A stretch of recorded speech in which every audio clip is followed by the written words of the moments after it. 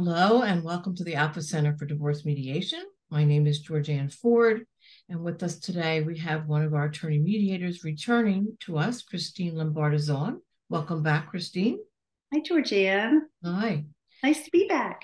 It's nice to have you back. And Christine, you're going to talk about something that not everybody's really familiar with, or we're familiar with it, we just didn't know it had a name. And I believe that's divorce and parent alienation. Is that correct? Yes. Yes. It's actually, some people refer to it as parental alienation syndrome. Um, but it's something that is really, it's out there. I want to say rampant. That's the word I'm thinking about, but not entirely, but it's out there quite a bit. And it's something that a lot of people, they know what it is, but they don't know how to deal with it. So this talk today is about how to deal with parental alienation, but I think we should probably define it. Sounds good. So it was this parental alienation syndrome was first named by a child psychologist named Richard Gardner in 1985. And so it's not recognized as a mental health condition. It is not officially recognized by the American Psychological Association. Or the AMA, the American Medical Association, and the World Health Organization. But the effects of this are very real and they're very damaging. Mm-hmm. So you might have the alienating parent, and then you have on the other side the targeted parent. So those are terms that we use interchangeably. And this all has to do with the children and health. Yeah, so there's a couple different ways people alienate. Like if it's overt, which is like kind of out in the open, you might have one parent disparaging the other parent in front of the children, where one parent says, your mother is, a jerk, call her names. Or you could have a parent who might not be as overt and might be a little bit more sneaky. Like you might have a parent who they have a kid in a sport, like soccer, and the one parent wants the kid in soccer and the other one doesn't. So the one puts the child in soccer and then just happens to make sure that there's practices in games during which the other parent has custodial time. So it's kind of like they're using the sport to block time with the other parent. Wow. A little bit more covert, a little sneaky, but I've seen it. And then there are just other little ways of manipulating where they kind of use the kids and they make comments like, oh, so mom's going to be late again or dad's going to be late again, and they just sort of brainwash the children over a period of time. So sad. It's sad and it's destructive. Right. Because these children don't really know much. They didn't ask for the divorce. And so while they're processing all of this other stuff, like learning how to cope, they're hearing one parent badmouth the other parent. And it never ends well. I've interviewed many children of divorced families, different ages, and all of them across the board are like, that's a big, big no-no.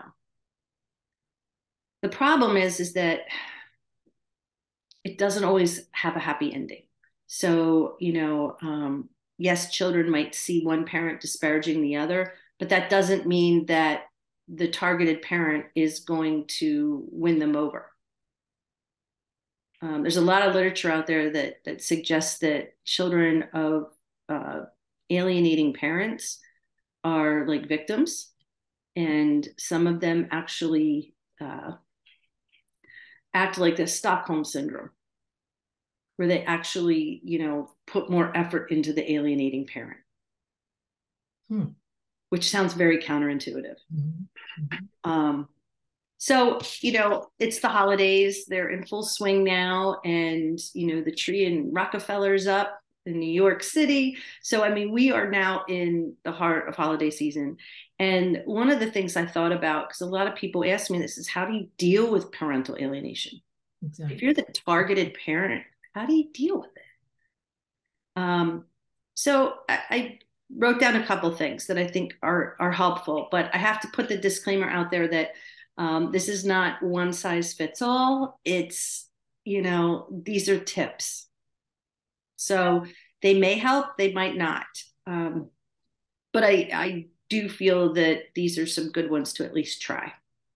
So the first one is to do something for someone else. Think of a random act of kindness. So there's a lot of brain research out there. And in the one article from Psychology Today, the author wrote that, and I'm going to quote it here, changes in the brain. Brain research shows that changes in the brain when we engage in acts of kindness will result in an uptick of our well-being. So they've actually studied this. And if you do something nice for someone else, it will make you feel better. Now, will it bring your kids back? No. But it's going to help you deal with the alienation. If you have a parent who, just is trying to hoard all the time with the kids over the holidays, there are lonely spots. There's lonely moments. I know that. I've felt them as I lived through it. And, if you could use your time when you're alone doing for others, it will make a big difference in your outlook. Another thing that's really important is not to argue with your kids over this. So almost always the kids will come back to the targeted parent and they'll say, oh, mom or dad said, that you stole money from them. Now, that's not true, right? As the parent. But you can't go to the kids and say, that's not true. You don't know what you're talking about. And then blaspheme the other parent. You can't do any of that. You literally have to bite your tongue. And you could say something like, that's interesting. Where did you hear that? Or how did you hear that?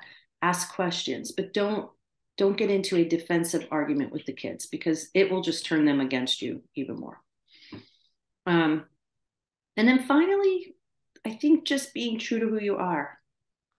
I've heard this saying over and over again growing up, the cream rises to the top. And I always advise clients to take the high road because you can't go wrong when you're taking the high road. You can't be wrong when you're doing kind things, even to people like alienating parents who aren't kind to you. Because the kids are watching. They might not say anything. They might be afraid of the alienating parent. And so they can't say anything, but they're watching. And I think over time, if you keep to the high road, I think the kids will see that and start kind of gravitating towards the parent who, is happy and peaceful and healthy. So those are my little tips. I know that they're not a cure-all for this. This is really destructive. It's hard. It is a long marathon, especially if you have young kids. But as a divorced parent, you have to learn to take care of yourself first. Because if you're not good, then you're not going to be good for your kids. So true, Christine. It's making me think about when we are feeling good about ourselves and we hear those negative things, instead of doing that complete react and we really think about our response. It gives us that response time, which you and I both know is so important. Yeah, and I've talked with therapists over parental alienation, and they say the same thing. It's like, you don't have to defend yourself. If you're the targeted parent, you don't have to defend yourself. If you do defend yourself, believe it or not, that makes you look like you have something to defend. Right. You said something too, and I think it was such a good point, and that is for our audience to hear, it could be a marathon. It's not an easy road. So, but don't give up hope. It might be a couple years. You might lose some time with your kids if you have a really bad alienating parent. But if you just don't give up, you keep trying, and keep showering your kids with love and affection, and you're taking the high road, it's only a matter of time till they come back and realize. That's great. The other thing too is just for you to bring our attention to this, that we know this is real and I'm not alone. Other people go through this, and this is things you can do to help yourself. That's so powerful. So thank you. Yeah, one of the hardest things when I went through my divorce was being alone when my kids were with, their father. And it was really hard, Mm-hmm. and so I would definitely like to just let everybody know out there that you're not alone. If you think you're alone, reach out to us at Alpha. We have that resource center that's dedicated to helping people free of charge. You're never alone. There are support groups out there, and the resource center is a wonderful place to start. But you're not alone, ever.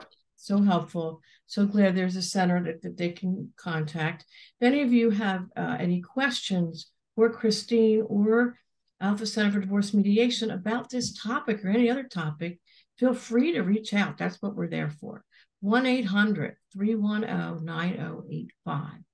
Christine, thank you. Very, very interesting, detailed topic. We could probably spend another hour on that, I'm sure, but thank you. Appreciate it. You too.